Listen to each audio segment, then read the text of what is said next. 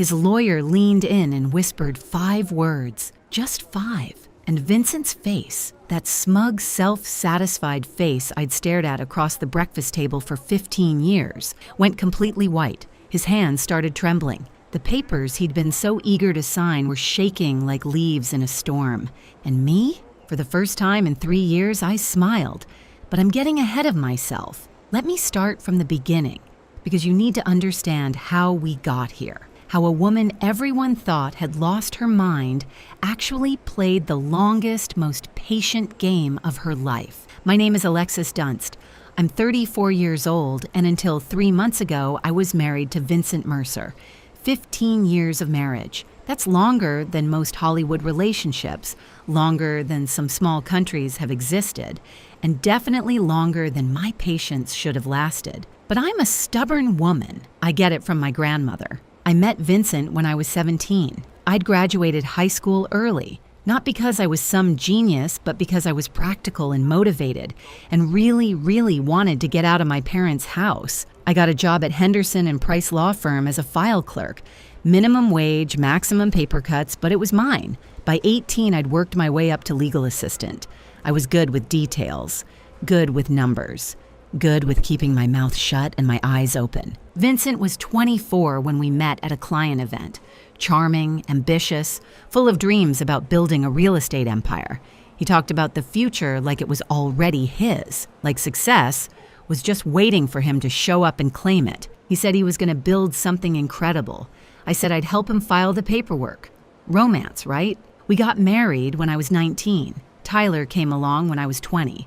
I kept working at the law firm part-time while raising our son, building up my 401k, saving every spare dollar. My grandmother always said a woman should have her own money, not secret money, she'd clarify. Just her own, something nobody could take. At 23, Vincent's business finally took off. He asked me to quit the law firm and help him full-time. He needed someone to manage the books, handle clients, coordinate with contractors, someone he could trust completely. So I became his unpaid everything.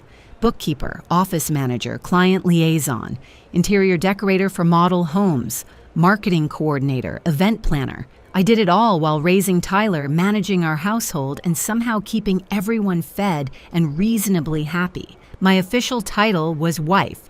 My unofficial title was everything else. For 11 years, I poured myself into building Vincent's dream. And for 11 years, he got the credit, the awards, the recognition. At every industry event, I was Vincent's wife. At every celebration, he thanked his team, his mentors, his vision. But somehow, never quite got around to thanking me. Somewhere along the way, things shifted. He started making decisions without consulting me. Started staying late for work more and more often, started criticizing little things, the way I dressed, the meals I cooked, my lack of ambition. I was running his entire back office for free while raising his son and keeping his life organized. But sure, not ambitious enough. Then, 3 months ago, he dropped the bomb. He came home on a Tuesday evening. I was making dinner, his favorite actually, because I'm apparently a glutton for unappreciated effort. He sat me down at the kitchen table with this look on his face, not sad, not apologetic, just businesslike. I want a divorce, he said. And then, I want the house, the cars, the business, everything. You can keep Tyler. He said it like he was ordering from a menu. I'll have the assets. Hold the child, thanks. Keep Tyler? Like our 15-year-old son was a leftover pizza? Like he was an inconvenience being graciously allowed to stay with me? I just stared at him. 15 years of marriage, and this was how it ended, at our kitchen table, between the salt shaker and the butter dish, like I was just another item he was discarding. What I didn't know in that moment, what I wouldn't find out until later, was that Vincent had been planning this for months. He already had a lawyer, Harold Whitfield, expensive and experienced. He'd been building his exit strategy while I was meal prepping and scheduling his dentist appointments. I'd been blindsided by a man I'd trusted with everything. The next day, his mother showed up, Lorraine Mercer, a woman who had treated me like the help for 15 years, arrived with her perfectly styled hair and her perfectly practiced sympathy face. She patted my hand and told me I should have tried harder to keep him happy. Men have needs, dear, she said. like she was explaining something complicated to a slow child. Lorraine's advice on marriage was always fascinating, considering her husband spent 7 days a week on the golf course specifically to avoid being in the same room as her. But sure, I was the problem. That first week was a blur. Vincent moved me to the guest room. He had documents drawn up, settlements proposed, timelines established. Everything was moving so fast, and I felt like I was drowning. Everyone saw a woman whose world had just collapsed. A wife being thrown away after 15 years of service, a victim who didn't see it coming. But here's the thing, what Vincent didn't know, what nobody knew, was that I'd found something 3 years ago, something buried in his own financial records, something he thought was hidden forever. And I'd been quietly, patiently preparing ever since. Before we continue, if you're enjoying this story, please hit that subscribe button and tell me in the comments where you're watching from and what time it is there. I read every single comment. Thank you. Back to the disaster. Within a week of the announcement, Vincent had completely taken control. The guest room became my permanent residence in what used to be our home. My closet shrank from a walk-in to 2 small sections he graciously allowed me to keep. The message was clear. This isn't your house anymore. Within 2 weeks, he started bringing her around. Brittany Sawyer, 27 years old, worked at his company. Of course she did. She had that Instagram perfect look. Blonde highlights, perfect nails, yoga pants that cost more than my weekly groceries. She walked into my kitchen like she owned it, wore my apron, my grandmother's apron, while making smoothies in my blender. She was younger than my marriage, younger than my favorite handbag, but she made amazing smoothies, so I guess that's something. Vincent paraded her around like a trophy. They'd sit on my couch, watch my television, eat off my plates. He'd put his arm around her right in front of me, like I was furniture, like I'd already disappeared. The humiliation escalated daily. First, he canceled my personal credit card. We need to separate finances, he said, like he was being reasonable. Then the joint card. Then he suggested I should probably find somewhere else to stay while we sorted things out. My own home, and I was being asked to leave. Lorraine came over to help me pack. And by help, I mean she went through my belongings and decided what I deserved to keep. Old clothes, fine. Family photos, some of them. My grandmother's recipe box? She hesitated on that one, like she was considering claiming it for herself. What I was not allowed to take. Any jewelry Vincent had bought me over 15 years, any furniture I'd picked out, anything of value. Those were marital assets, Lorraine explained, and Vincent was entitled to them. She packed my things in garbage bags, not boxes, garbage bags, like I was trash being taken out. Through all of this, I had one person I thought I could trust, Diane Holloway. We'd been friends since high school, 20 years of friendship, through boyfriends and breakups and babies and everything in between. She was the first person I called after Vincent's announcement. She was so supportive, always checking in, always asking how I was holding up, always ready to listen. She'd come over with wine and let me cry on her shoulder. She told me I deserved better. She told me Vincent was making a huge mistake, but something felt off. Little things at first. Vincent seemed to know my plans before I made them. When I mentioned to Diane that I was thinking about fighting for the house, Tyler came home the next day saying Dad told him it wouldn't work. When I told Diane I was looking at apartments in a specific neighborhood, Vincent made a comment about that exact area being too expensive for me. Then it clicked. Looking back, I should have seen it years ago. The way Diane always lit up when Vincent walked into the room. The way she'd compliment him just a little too much, laugh at his jokes just a little too hard. She always asked about him first whenever we talked. How's Vincent? How's the business? Is Vincent happy? She'd been carrying a torch for my husband for 15 years. And Vincent, because he collected admirers like some people collect stamps, knew exactly how to use it. He made her feel special, important, not like other women. He probably implied they'd get together after the divorce, gave her just enough hope to keep her loyal. My best friend was his spy. 20 years of friendship sold out for some flirting and empty promises. At least charge more, Diane. But the worst part wasn't Vincent, wasn't Lorraine, wasn't even Diane. The worst part was Tyler. My son saw everything. The girlfriend, the grandmother packing my bags, The way his father looked at me like I was nothing, and Vincent was working on him, dripping poison in his ear day after day. Your mom is making this difficult. I just want everyone to be happy. She's the one dragging this out. I'm trying to be fair, but she won't cooperate. Tyler started pulling away from me. Not angry, exactly, just distant, confused. He didn't know who to believe, and his father was very, very convincing. I could lose the house, I could lose the money, I could lose everything I'd spent 15 years building. But watching my son look at me like I was the problem, that was the knife. That was the wound that actually bled. I hired a lawyer. Nina Castellano, recommended by my old firm. 52 years old, sharp as a razor, absolutely no tolerance for nonsense. She reviewed my situation and laid out the battle plan. You helped build this business, she said. You're entitled to half of everything. The house, the company, the accounts.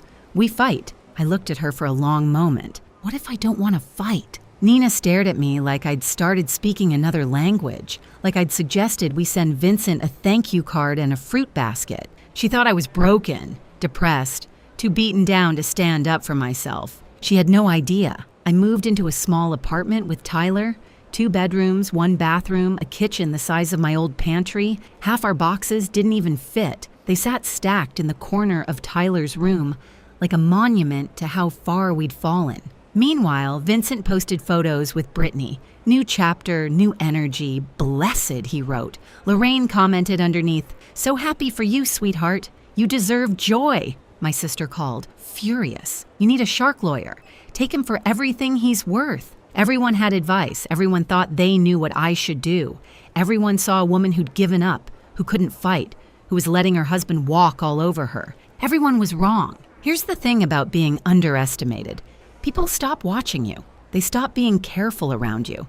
They stop guarding their secrets. And that's exactly when you learn everything you need to know. 3 years. That's how long I'd been carrying this secret. That's how long I'd known the truth about Vincent Mercer and his glittering, glamorous, completely fake empire. It started on a random Tuesday night, 3 years before the divorce. Vincent was working late again. He was always working late by then, though I didn't yet know what that really meant. I was going through the company books, reconciling accounts, doing the unglamorous work that kept his business running, and I found something strange. A transfer to an account I didn't recognize, then another, then a pattern. Money flowing out of our accounts into places I'd never seen before. I dug deeper. I stayed up until 3 a.m, following the trail. What I found made my blood run cold. Vincent had been taking loans against everything we owned. The house, our beautiful house that everyone admired,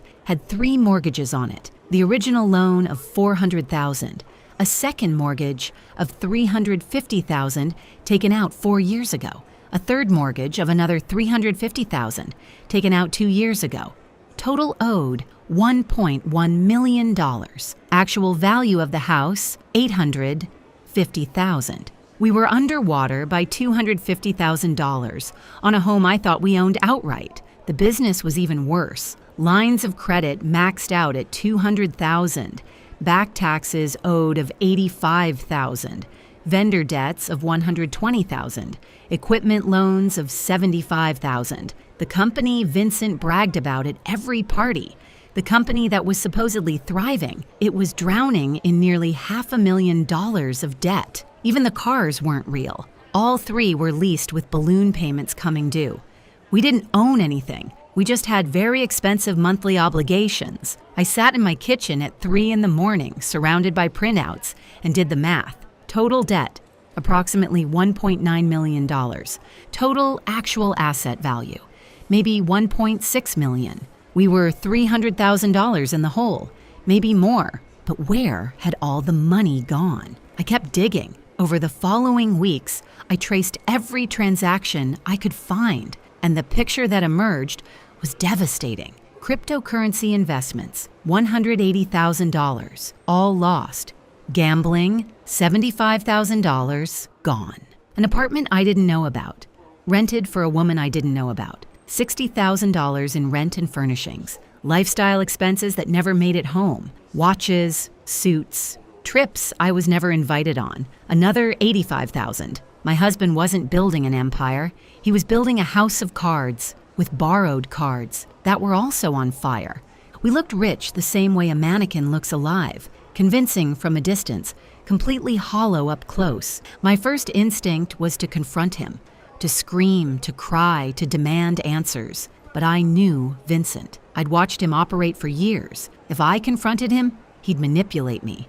He'd explain it away, make me feel crazy for questioning him. He'd probably find a way to blame me for it. And worse, if he knew I knew, he might try to take control of my separate money too. See, I'd always kept a little something of my own, my grandmother's voice in my head. A woman should have her own money. My IRA from my law firm years. I'd rolled it over when I quit, but never touched it. By then it had grown to about $180,000. That was mine, earned from my job. Separate property under the law. And then there was Grandma herself. She'd passed away when I was 28, and she'd left me $340,000. Her will was specific. This money is for Alexis alone. I'd kept it in a separate account for 6 years, never commingling it with Vincent's finances, never using it for household expenses. My grandmother kept her own account for 50 years. Not secret money, she'd always say, just mine. Smartest woman I ever knew. I had roughly $520,000 that was completely, legally, separately mine. So I didn't confront Vincent. Instead, I protected myself. I worked with my uncle, a retired accountant, to create an irrevocable trust for Tyler. My IRA and my inheritance went into that trust. My name wasn't on it as a beneficiary. Vincent's name certainly wasn't on it. It was for Tyler's future, college, a first home, emergencies. And it was untouchable. Then I documented everything. Every mortgage document, every hidden account, every suspicious transaction. I printed copies and kept them at my sister's house. I put copies in a safe deposit box. I saved everything on an encrypted drive. And then I waited. I knew Vincent would leave eventually. Men like him always do. They get bored, or they find someone younger, or they decide they deserve more. I just had to be ready when it happened. 3 years of waiting. 3 years of watching him dig the hole deeper. 3 years of smiling at dinner parties while knowing our entire life was built on quicksand. I got very good at patience and very good at pretending I didn't know my husband was financially drowning us both. When Vincent finally asked for the divorce, when he demanded the house, the cars, the business, everything, I almost laughed out loud. He wasn't asking for assets. He was demanding debt. He just didn't know it yet. Back in the present, I sat across from Nina Castellano and placed 3 binders on her desk. 3 years of evidence. Every mortgage document, every loan statement, every hidden account. She read in silence for almost an hour. When she finally looked up, her expression had completely transformed. "You've known about this for 3 years?" I was waiting for him to leave. I knew he would eventually. And when he demanded everything, he demanded all the debt. He just doesn't understand that yet. Nina leaned back in her chair. The pity was gone from her eyes. The concern was gone. What replaced it was something like awe. So when you sign over the assets, I walk away clean. He gets the mortgages, the business debts, the lease obligations. All of it becomes his sole responsibility. And your inheritance, your retirement account, separate property, never commingled, legally protected, sitting safely in a trust for my son. Nina was quiet for a long moment. Then she smiled, a slow, dangerous smile. "Mrs. Dunst," she said, "I believe I owe you an apology. I thought you'd given up." I smiled back. "Everyone thinks that. That's kind of the point." Nina went from looking at me like a lost kitten to looking at me like a chess grandmaster. I prefer grandmaster, better outfit. The trap was already built, the numbers were verified, the documentation was airtight. All I had to do now was let Vincent think he was winning. And nobody does gracious loser better than a woman who's been practicing for 15 years. The next 3 months were a masterclass in acting. I became exactly what everyone expected me to be: broken, defeated, barely holding on. I showed up to mediation sessions with red eyes and trembling hands. I spoke softly, hesitantly, like a woman who'd lost all her confidence. I asked for so little that even the mediator seemed uncomfortable. "I just want enough to start over. I said during our second mediation. "I'm not trying to be difficult. I know the business is his life's work. I know the house means everything to him. I don't want to tear our family apart more than it already is. I requested a settlement of $50,000 cash, my personal belongings. Shared custody of Tyler, that was it." Vincent agreed immediately. He was probably expecting me to fight for half of everything. That's what any reasonable lawyer would demand. Instead, I was asking for crumbs. He looked at me across that mediation table with something almost like pity. Like I was a wounded animal he was graciously putting out of its misery. I deserved an Oscar for that performance, or at least a Golden Globe. I was giving the role of a lifetime, and my only audience was my lying, cheating, soon-to-be bankrupt ex-husband. With each passing week, Vincent's arrogance grew. He stopped being careful, stopped pretending to be the reasonable one. He started telling everyone who would listen that I hadn't even fought. "She just gave up," he told his golf buddies. I offered her a fair settlement, and she took it without a word. Lorraine was even worse. She bragged at her book club, at her church group, at every social gathering she attended. "Vincent is keeping everything. That woman didn't get a dime." I always knew she wasn't strong enough for my son.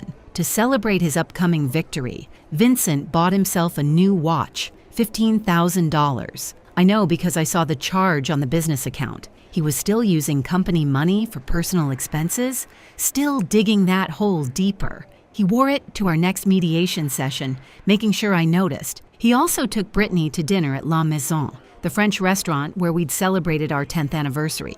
He posted photos on social media. "Life is good when you're with the right person," he wrote. The right person. He meant the person who didn't know about his debt, yet. Meanwhile, Brittany had started redecorating my house. New furniture in the living room, new art on the walls. She even painted my kitchen. Gray. She painted it gray. I spent 3 weeks choosing that sage green, 3 weeks of paint samples and lighting tests and driving myself crazy trying to get the perfect shade. And she painted over it with builder-grade gray, like it was nothing. Gray. Like her personality, like her future with Vincent once she found out he was broke. Very fitting, actually. Diane kept calling, fishing for information under the guise of friendship.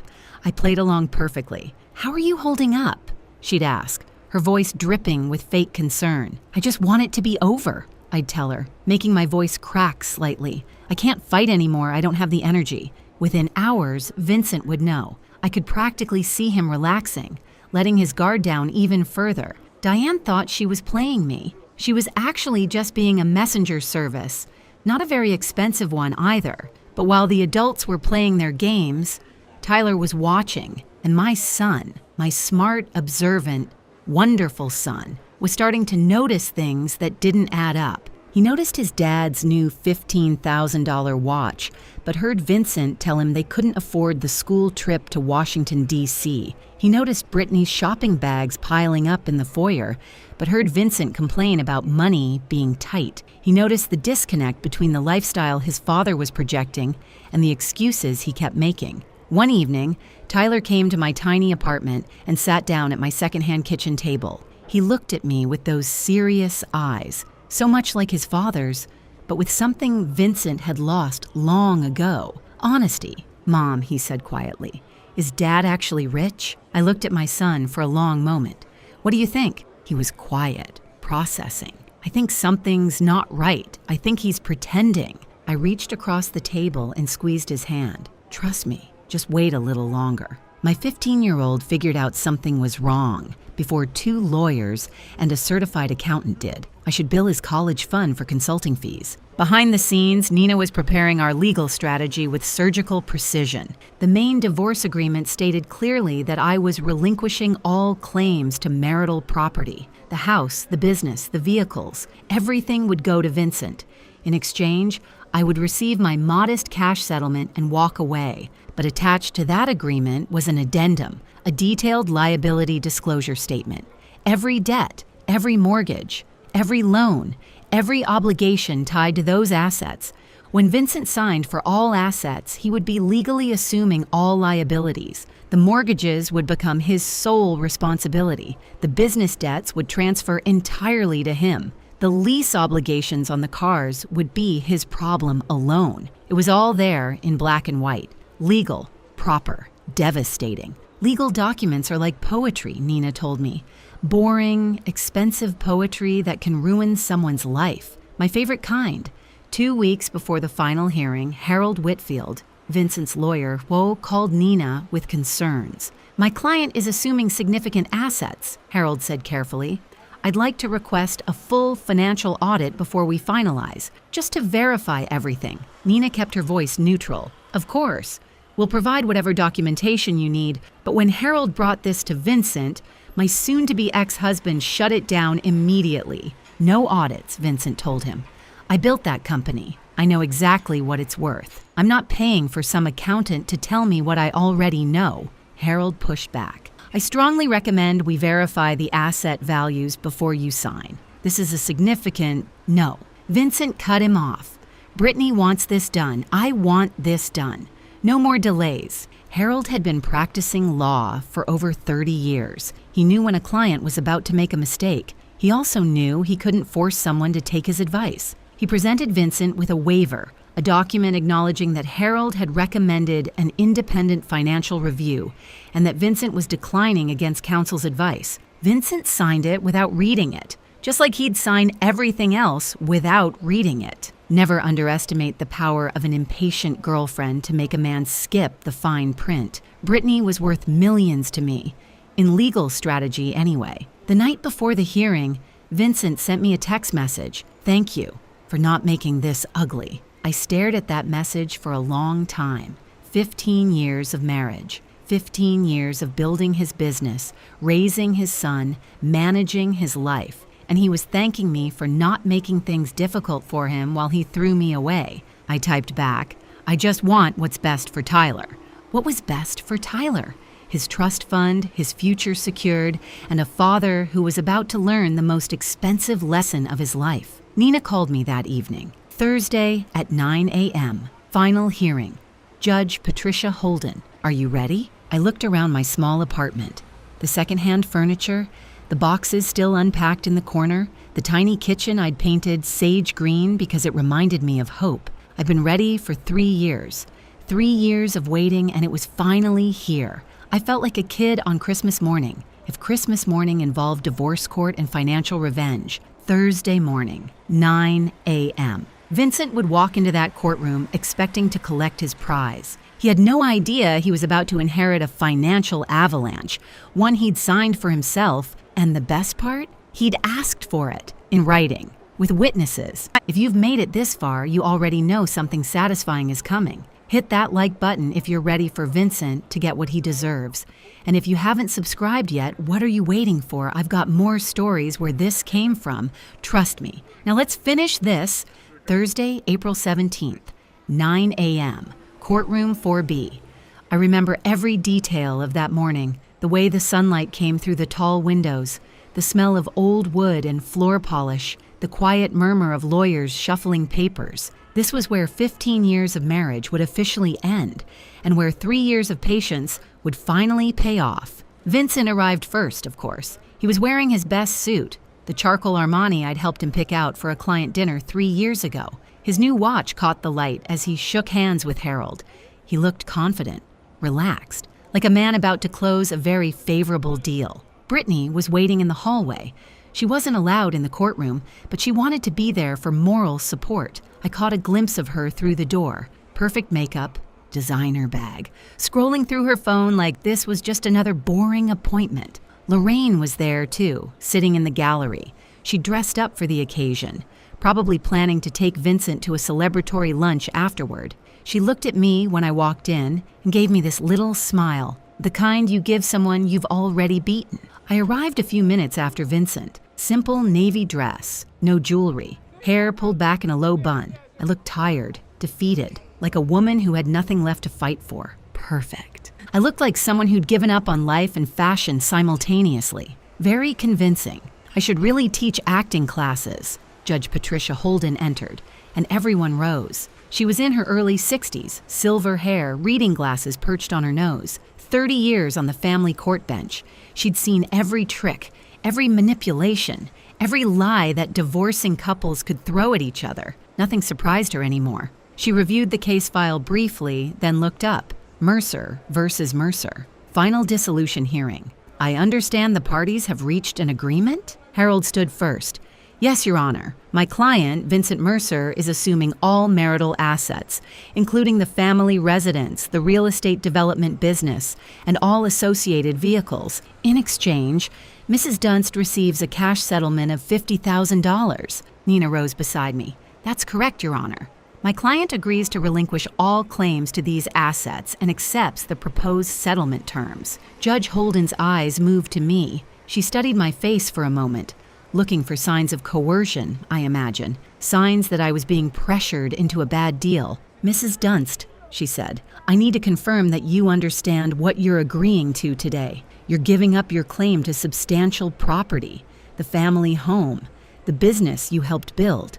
Are you certain this is what you want? I kept my voice soft, slightly unsteady. Yes, Your Honor, I understand. And you're entering this agreement voluntarily?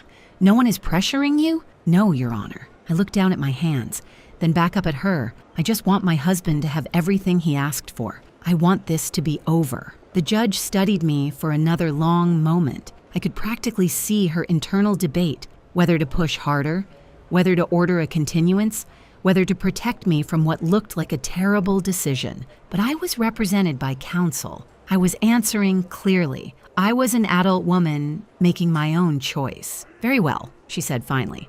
Let's proceed. The clerk distributed the final documents, page after page of legal language, signatures required on every third page. Vincent signed eagerly, barely glancing at what he was agreeing to. He wanted this done. He wanted to get back to his new life with his new girlfriend and his new freedom. I signed slowly, deliberately. Every stroke of my pen was careful and precise. This was the moment I'd been waiting 3 years for. I was going to savor it. Across the courtroom, I saw Vincent glance at Lorraine and smile. She nodded back approvingly. In the hallway, his phone buzzed, probably Brittany sending encouragement. He checked his phone in court, during his own divorce hearing. That's the kind of man he was. Meanwhile, Harold Whitfield was doing what good lawyers do, reviewing the complete document package one final time. Main agreements, signed. Asset schedule, signed. Settlement terms, signed. Then he reached the addendum. Liability disclosure statement. I watched his face as he read, watched the confusion flicker across his features, watched him flip back a page, then forward again, like he was hoping he'd misread something. He hadn't. Harold's face went pale. He leaned toward Vincent, trying to be discreet. Sir, he whispered, we need to talk. Vincent waved him off, still basking in his victory. Not now. We're almost done. Sir Harold's voice was more urgent. You're assuming all debt. Vincent turned to look at him.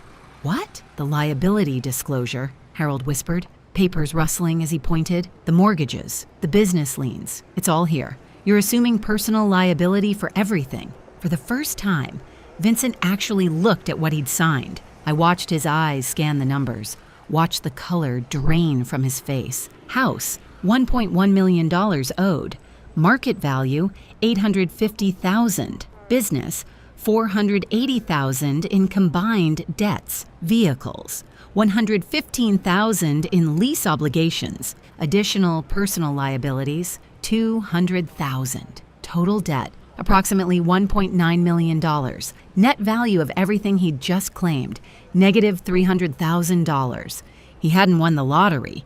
He'd won the bill for it. Vincent stood up abruptly, his chair scraping against the floor. This isn't right. He looked at me, then at the judge, then back at the papers. She hid this from me. This is fraud. Judge Holden's voice was sharp. Mr. Mercer, sit down. These numbers are fake, Vincent insisted, his voice rising. She manipulated the documents. This is Mr. Mercer. The judge's tone left no room for argument. Sit down. He sat, but his hands were shaking. His confident smile was gone, replaced by something that looked a lot like panic. Judge Holden looked at the documents in front of her, then at Vincent. Mr. Mercer, I'm looking at the liability disclosure statement attached to this agreement. These are debts associated with assets you are claiming, assets in your name, your business, your property. She fixed him with a hard stare. Are you telling this court that you don't know your own financial situation? Silence. Watching Vincent try to explain why he didn't know about his own debts was like watching a cat explain why there's a broken vase on the floor. Fascinating and completely unconvincing. Harold cleared his throat. Your Honor, I should note that I advised my client to conduct an independent financial review prior to this hearing. He declined. I have documentation. He produced the waiver, the one Vincent had signed without reading, the one that said, in clear legal language, that Harold had recommended a full audit, and Vincent had refused. Judge Holden reviewed it briefly, so Mr. Mercer was advised to verify these figures. He chose not to. He signed a waiver acknowledging that choice. She looked at Vincent. Is that correct? Vincent was staring at the waiver like it was a snake that had just bitten him. I thought, is that your signature, Mr. Mercer? A long pause. Yes. Then you assumed this risk voluntarily. Judge Holden's voice was matter of fact. You had the opportunity to investigate. You chose not to. The agreement stands. Vincent turned to me, desperation breaking through his composure. You knew. His voice cracked. You knew about all of this. I met his eyes calmly. I was your bookkeeper for 11 years, Vincent. I knew about everything. His face cycled through emotions faster than I could count. Confusion, rage, betrayal, fear, and finally, the one I'd been waiting for, realization, the understanding that he'd done this to himself. I want to withdraw the agreement, Vincent said, turning back to the judge. I didn't understand what I was signing. This isn't fair. Judge Holden shook her head. Mr. Mercer, you signed documents before this court stating you understood and agreed to all terms. You were represented by competent counsel. You declined additional review. Your wife did not hide anything. These are your debts, your mortgages, your obligations. She paused. The agreement is final. The gavel came down. Mrs. Dunst, you have your settlement. Mr. Mercer, you have the assets as agreed, along with all associated liabilities.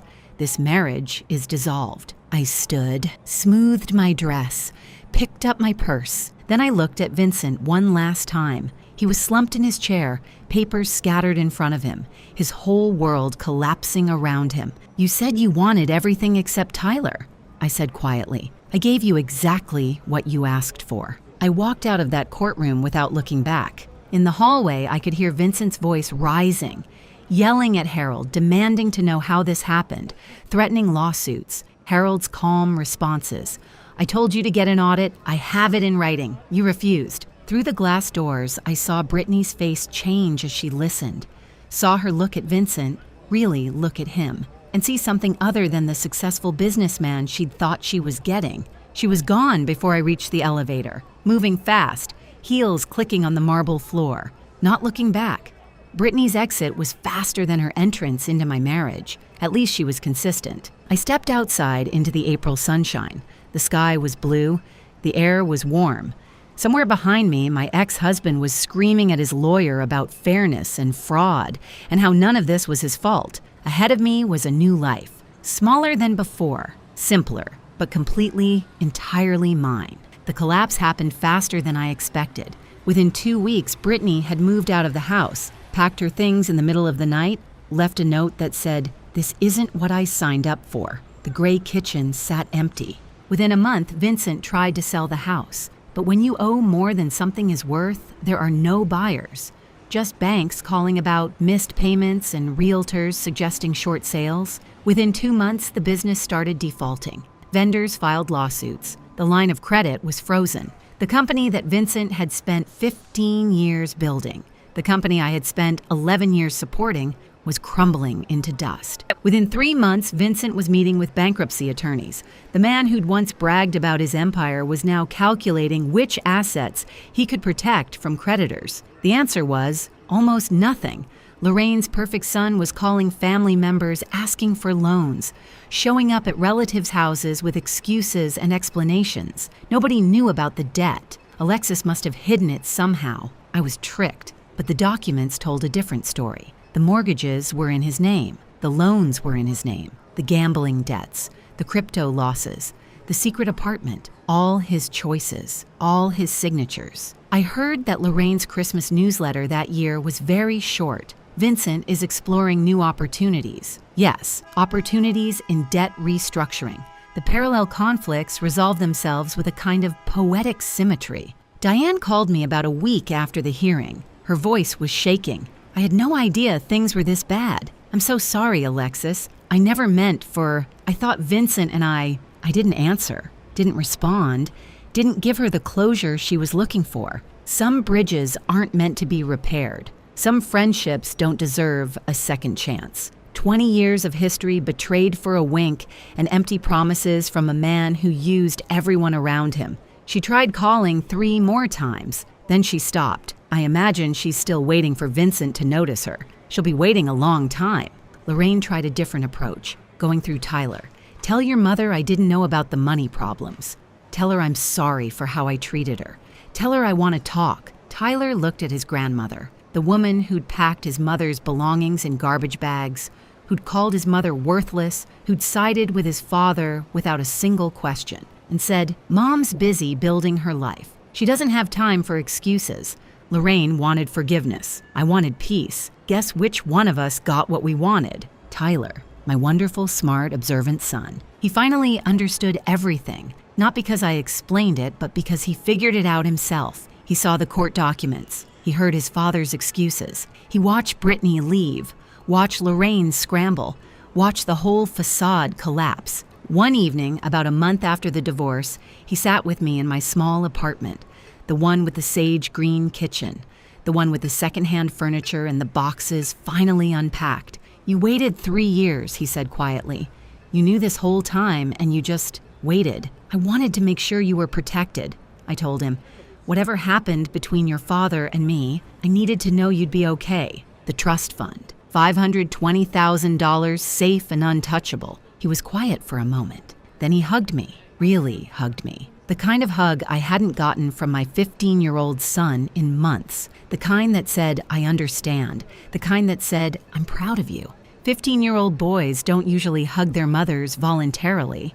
I knew I'd done something right. My $50,000 settlement went toward getting established. First month's rent, security deposit, basic furniture that wasn't falling apart. It wasn't luxury, but it was stability. The trust fund stayed exactly where it was. Tyler's future, college, maybe a first home someday, a safety net that nobody could take from him. And me, I enrolled in interior design courses at the community college, the dream I'd put on hold when I was 23 to help Vincent build his empire. I was finally building my own. I started small. My first real client was a woman named Sandra, 52 years old, just ending a 28-year marriage. She was standing in her empty new apartment looking lost.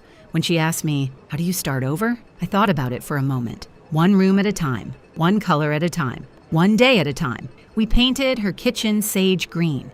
She cried when she saw it. Happy tears, she said. The color of new beginnings. About 3 months after the divorce was finalized, Vincent showed up at my apartment. I barely recognized him. He'd lost weight, not the healthy kind, dark circles under his eyes. His suit was wrinkled, his watch was gone. He looked like a man who'd been through a war and lost. He stood in my doorway, and for a moment, I almost felt sorry for him. Almost. I didn't know it was this bad, he said. His voice was hoarse. I made mistakes. I know that now. But I didn't mean for any of this to happen. I leaned against my doorframe and looked at him, really looked at him. This man I'd loved for almost half my life. This man who'd thrown me away like garbage. This man who was now drowning in the consequences of his own choices. Can we talk? He asked. Maybe we can figure something out. I don't know. Maybe we could. He couldn't even finish the sentence. Couldn't bring himself to ask for what he actually wanted. Help. My help. After everything. You asked for everything except Tyler, I said calmly. You got exactly what you wanted. Alexis, please. Goodbye, Vincent. I closed the door. He stood in the hallway for 10 minutes. I know because I watched through the peephole while eating ice cream. Best show I'd ever seen. 5 stars. Would watch again. That evening, after Tyler went to bed, I sat in my small living room and looked at my grandmother's photo on the shelf. The recipe box was next to it. The one thing Lorraine had almost taken. The one thing that mattered most. You were right about everything, Grandma, I said quietly. Keep your own money. Know your worth. And never let anyone make you feel small. The apartment was quiet, small, Nothing like the house I'd lived in for 15 years, but it was mine. Every paint color, every piece of furniture, every decision, mine. And for the first time in longer than I could remember, I was free. Thank you so much for watching. More of my most gripping stories are already on your screen. Click one now and don't miss the best part. You will love it. See you in the next story.